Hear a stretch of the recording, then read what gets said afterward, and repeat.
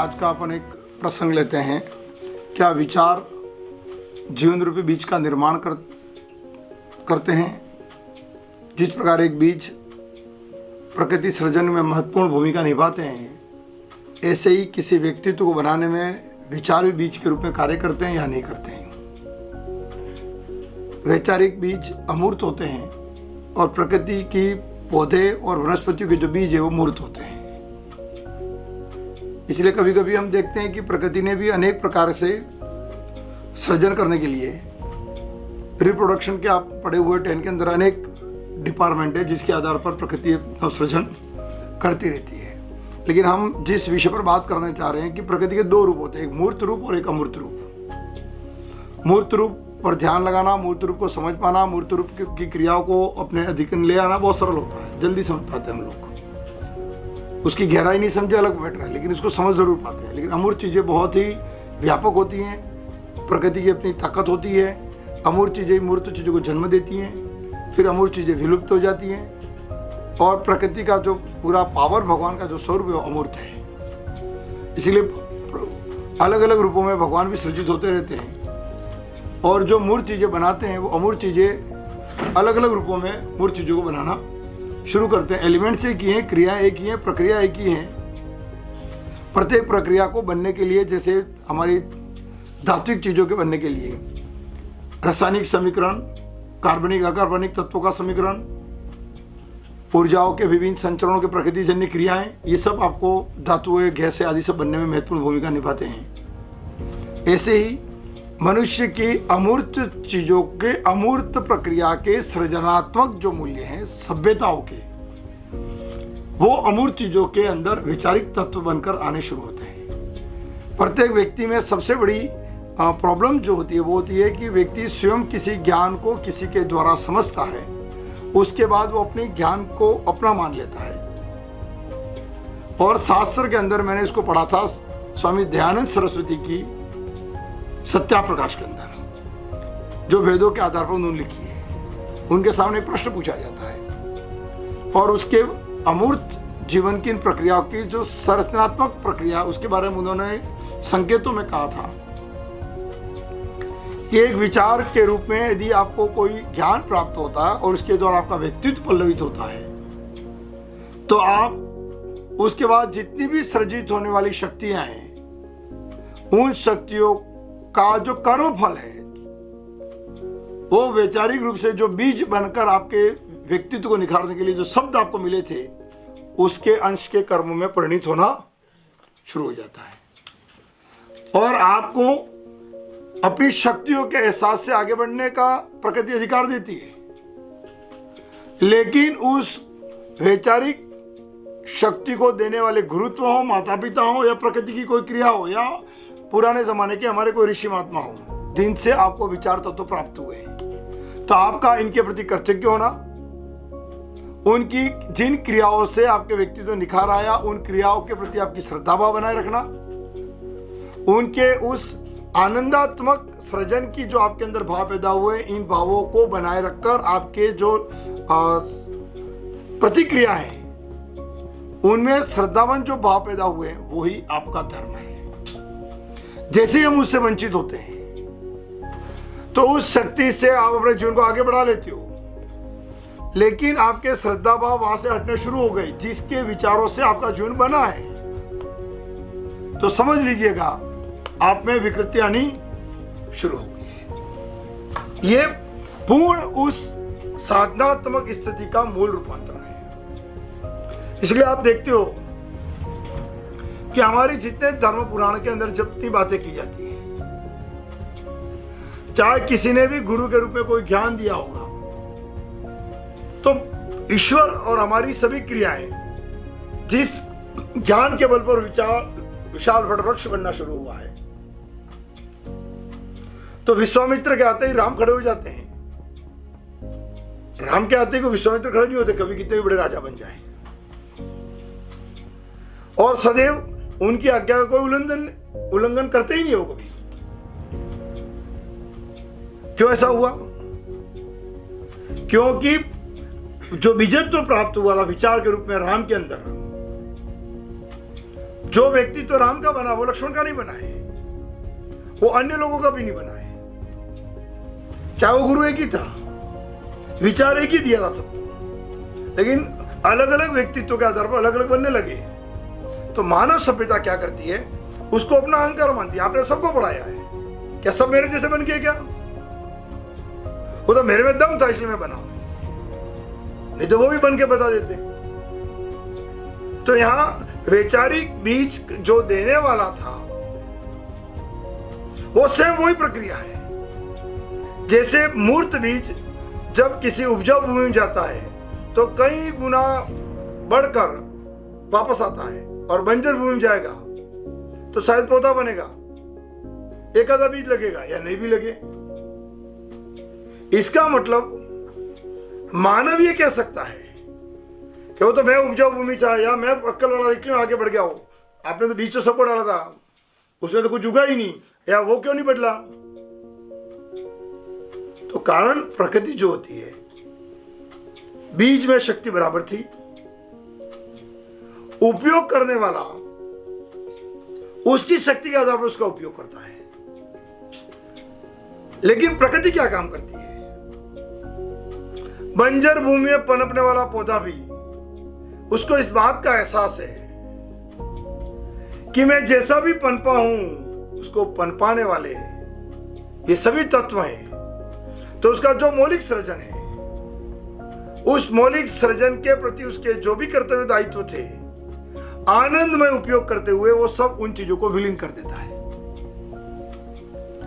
उसकी जो नैसर्गिक प्रक्रिया है, उसकी पत्तियों से वापस खाद बन जाए, उसकी पत्तियों से ऑक्सीजन पैदा हो जाए, उसके उपजाऊपन जो मिट्टी में पैदा करना है उसके प्रति उसकी क्रियाएं दायित्व हैं। तो वो जिस रूप में भी आया है, जितना विकसित हुआ है, उसके अनुरूप अपने दायित्व स्वीकार करता है और क्रिया करना शुरू करता है।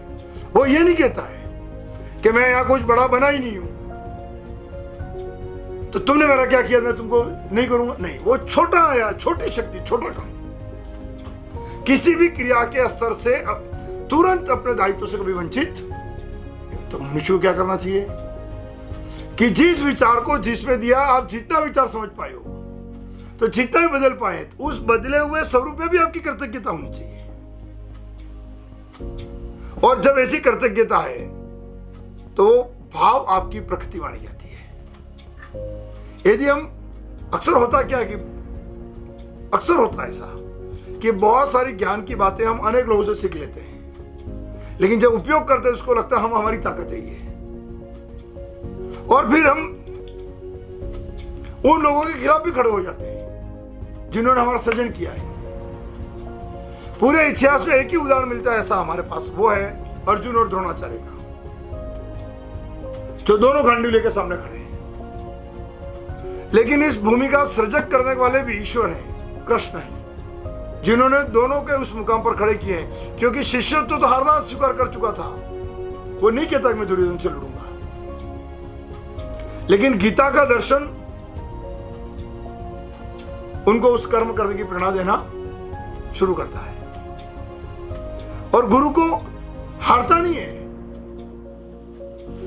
गुरु स्वयं अपनी हार स्वीकार कर कर अपना मार्ग प्रशस्त करना, अपने शिष्य के पीछे का मार्ग प्रशस्त करना शुरू करता है।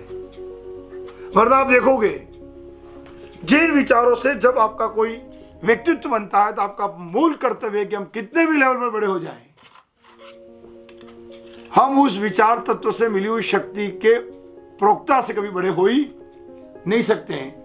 और उसके ज्ञान पर आपको चैलेंज करने का, या आपके ऊपर प्रश्न खड़े करने की, या आपके अंदर अहंकार वृत्ति आती है, तो समझ लेना अब यहां से तुम्हारा ज्ञान विकृत होना शुरू हो चुका है। उससे फिर वही बात कह रहा हूं मैं, आप अपनी उपलब्धि हासिल कर सकती हो, अपने सुख के डंके पीट सकते हो, लेकिन आपके परिणाम आपके कर्मों का कभी विस्तार नहीं कर पाएंगे। और प्रकृति जब उसकी प्रक्रिया का मापन करेगी, उस समय आपकी विकृतियां दूसरे रूप में संचरित होंगी, और वो विकृतियां जो होती है मनुष्य की सफलता को कमजोर करनी शुरू कर देती है। इसलिए हमें जो विचार रूपी जब भी बीज मिलते हैं, तो उन विचारों को सदैव आत्मसात करें, उस शक्ति को समझें। इसलिए न्यूटन को भी ये कहने में कोई शर्म नहीं आई कि मैं एक वृक्ष के नीचे बैठा था और मैंने एक फल को देखा और मुझे वहां से ज्ञान प्राप्त होना शुरू हुआ। उसको ये समझने में या कहने में कोई संकोच नहीं हुआ। अब उसने अपनी बात कही। क्यों? क्योंकि उस विचार ने ही न्यूटन को न्यूटन बनाया है। जब तक आप जहां से सर्जित होते हो, इसलिए कलाम साहब राष्ट्रपति बनते हैं तो 5वीं कक्षा में चिड़िया पढ़ाने वाले टीचर को राष्ट्रपति भवन बुलाते हैं। आज कलाम के ज्ञान के आगे वो टीचर कहीं नहीं है, लेकिन कलाम का व्यक्तित्व बनाने वाला वो टीचर ही है, जिसके ज्ञान ने उनको एक नई शक्ति और नए स्रोत देने शुरू किए। तो उनका जो महान व्यक्तित्व था, जो श्रद्धा थी उस टीचर के प्रति, उसी ने कलाम को व्यापकता देनी शुरू की। यदि कलाम में अहंकार होता कि मैं ही बनाऊं, तो वहां पहुंचने के बाद भी उनको जो पॉजिटिव सम्मान मिला वो कभी मिल ही नहीं पाता। अनेक ऐसे दूसरे राष्ट्रपति हुए जो इतिहास के पन्नों में उनकी तरह सम्मान नहीं प्राप्त कर पाए। कारण भावजन्य या ज्ञान प्राप्त करने के बाद आपको जो मिली हुई ताकत है, उसके श्रेष्ठत्व या उसके सम्मान, उसके प्रति श्रद्धा के भाव में आपकी आसक्ति नहीं होती है। हमारा धर्म भी देखो आप, हम अनेक त्योहार करते हैं, अनेक मंदिरों में जाते हैं, पहले से ज्यादा हम धर्म करते हैं, लेकिन हम धर्म का दंभ भरते हैं। हम व्रत कर रहे हैं, हम इतना बड़ा यज्ञ कर रहे हैं, हम गंगा जल भर के इतने लाखों रुपए खर्च कर रहे हैं, तो दंभ है। उस संस्कृति पर अद्भुत आदित्य प्रभावित होकर, संकल्पित होकर, श्रद्धावान होकर हमारे अंदर वो भाव उत्पन्न नहीं हुए।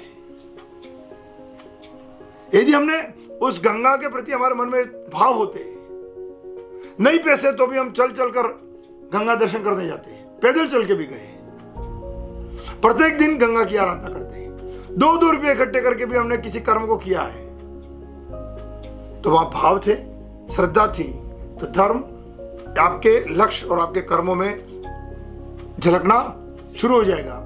और बचपन से आप गंगा जल भरो या नहीं भरो, सब लोग कह देंगे ये गंगा का भगत है, बहुत विश्वास है उसको गंगा में ही हूं, अब मैं ही गंगा जल भर रहा हूं। तो मैंने संस्कृति के आधार पर के लिए भले कविताएं सब लिख दी है, लेकिन मेरे हर कर्म में गंगा पल पल नहीं आई है। तो मुझे कभी ये नहीं कहा कि गंगा का भक्त है, मैं गंगा जल भरूंगा।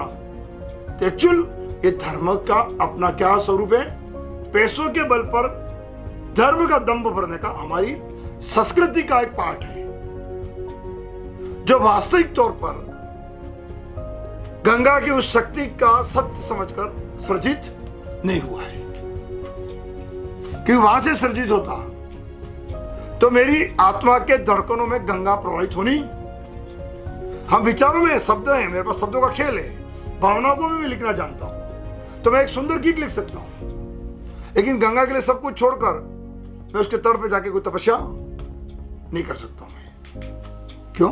क्योंकि जब सत्य किसी ज्ञान से आह्लादित होता है, तो फिर उसके ऊपर बड़ा बड़ वृक्ष बनकर उसी रास्ते पे चलना शुरू करेगा।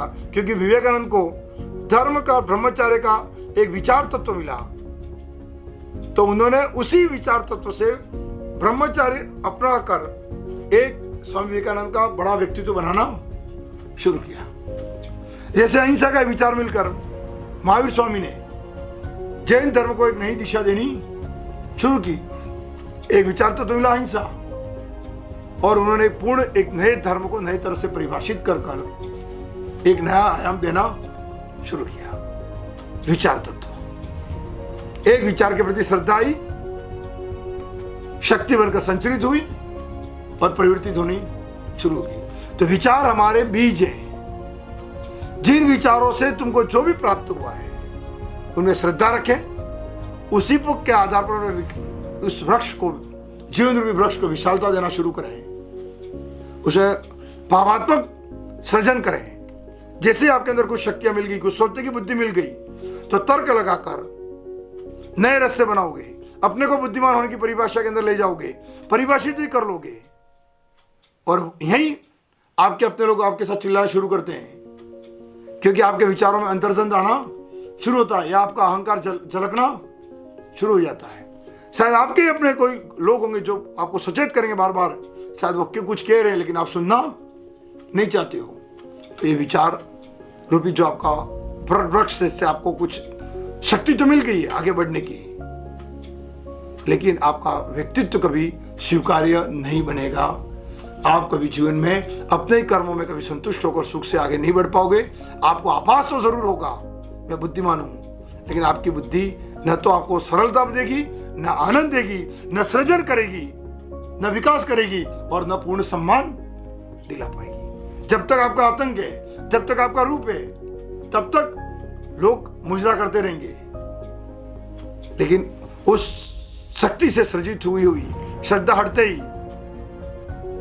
मूल्य चरमराने शुरू हो जाएंगे। इसलिए भावात्मक मूल्यों के अंदर जरूरी होती है कि जो विचार तत्व तो आपको मिले हैं उनको विशाल वृक्ष बनने दें, क्योंकि आपका जो व्यक्तित्व बना है, आज आप 10 बार अनेक चीजों को सोच सकते हो, लेकिन उन सोचने तक की स्थिति को लाने के लिए जिन विचारों ने आपको योग्य बनाया है, वह आपका प्रकृति जन्य गुरुत्व का दायित्व है, शिष्यत्व का दायित्व है कि उस ज्ञान पर वो टिके, उस ब्रह्म ज्ञान को माने, जहां से आपका व्यक्तित्व बनाए, उनसे सदैव प्रेरित हों, उनका सम्मान करें, उनकी विचारधारा, जो भी क्रियाओं से हमने अपने आप को शक्तिवान बनाया है, वो क्रिया ही थी जिसने आपको ऐसा बनाया है।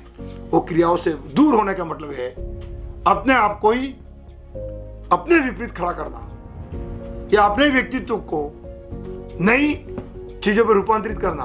अर्थात आपका मन अलग हो चुका है और भाव अलग हो चुके हैं। आपके भाव शून्य होने शुरू हो गए और मन संचल बनकर आपकी दी हुई शक्तियों का अन्य विकृति में रूपांतरण करता है, जिसको तात्कालिक तो लाभ मिलते हैं, तात्कालिक श्रेष्ठत्व भी आता है, लेकिन जब परिणाम आधार पर आप जीवन को देखेंगे तो शायद आप ठगे से, अकेले से, दम, आपके अंदर जो शक्तियां मानी उसके अलावा आपके पास कुछ नहीं होता है, क्योंकि श्रद्धा थी नहीं, संस्कृति में श्रद्धा नहीं है, प्रकृति में श्रद्धा नहीं है, जो विकासात्मक स्थिति आपको दी जा रही है उसमें श्रद्धा नहीं है। तो ऐसे बच्चे भी देख लीजिएगा जिनको माँ ने रोटियां तो दी है, लेकिन माँ ने जिस भावों से रोटियां बनाकर उसको दी, उसके माँ के प्रति श्रद्धा नहीं थी, दोस्तों के प्रति श्रद्धा थी। तो न तो वो पढ़ना की ओर मन जा रहा है, न भावात्मक श्रेष्ठ बन पा रहा है, क्योंकि जो भाव उसको भूख शांत कर सकते थे, उन भावों के बजाय अपने मित्र को खुश करने के भाव आए, माँ के त्याग का भाव समझ में नहीं आ रहा है, तो व्यक्तित्व अधूरा ही बनेगा। उस व्यक्तित्व में वो मित्र उसकी वाहवाही तो कर सकते हैं, लेकिन प्रकृति उसको कभी स्वीकार नहीं करती है। ऐसे बने हुए विशाल वृक्ष, वट वृक्ष के कभी जीवन की अपनी छाया से किसी को आनंदित नहीं कर सकते। इसलिए हम ऊंचे तो उड़ पाते हैं, लेकिन बाद में शायद हम खजूर बनकर रह जाते हैं, हम विशाल वृक्ष की तरह कभी आकार ले ही नहीं पाते। इसलिए जरूरत होती है कि हमारे सृजन के लिए जो विचार दिए जा रहे हैं, जो भावनाएं दी जा रही है, उनका ता उम्र सम्मान करें, नम्रता से उन बातों को माने और समझें। धन्यवाद। तो विचार एक आपका अमूर्त चीज है जिससे आपकी ताकत मिलती है। उन विचारों को समझें, जानें, उन पर श्रद्धा रखें, क्योंकि आप उन्हीं विचारों से आज बने हुए हो। भविष्य में शायद इन विचारों से और आगे जाओगे, क्योंकि यही विचार थे जिन्होंने यहां तक पहुंचाया है। शायद उन्हीं के और कुछ विचार है जो हमारी संस्कृति के, धर्म के, जो आपको एक नए रूप में, नए तरीके से आगे बढ़ाना शुरू करेंगे। तो यही तादम्यता बनाए रखें, क्योंकि प्रकृति के अंदर निरंतर तादम्यता आने के बाद खट्टे आम से श्रेष्ठ आपूस आम बनने की प्रक्रिया शुरू होती है। आपूस आम का मतलब है प्रारंभिक बीज नहीं है, वो फल का रूपांतरित होने के बाद श्रेष्ठत्व का रूप है आगे दिन में। तो श्रेष्ठत्व के गुण विवेकानंद बचपन में विवेकानंद नहीं थे, मरते समय विवेकानंद थे। राम जन्म हुए तो भगवान नहीं थे, मरते समय राम भगवान थे। तो क्यों एक ही विचारधारा का एक परिधि के अंदर किया हुआ संघर्ष उनके व्यक्तित्व को नई मिठास देना शुरू करता है। तो संघर्ष में टिकना है, भटक कर दूसरों के प्रति आकर्षित होकर खुश होने के रास्ते पर दौड़ना नहीं है, क्योंकि वहां से अमृत मंथन जो संघर्ष होगा वही आपको लाइफ देना शुरू करेगा। धन्यवाद कि आप बस उन देने वाले उन विचारों का सम्मान करें, ताउम्र उनकी परिधि में रहें, उनकी छाया में रहें। शायद वो धर्म की छाया होगी, अपने कर्मों की छाया होगी, आपके भावों की छाया होगी, जो मर्यादा के रूप में, शक्ति के रूप में, कूटनीति के रूप में, चाणक्य की बुद्धि के रूप में परिवर्तित होनी शुरू हो जाएगी और एक विशाल आपके अंदर आयाम आने शुरू हो जाएंगे। धन्यवाद मित्रों।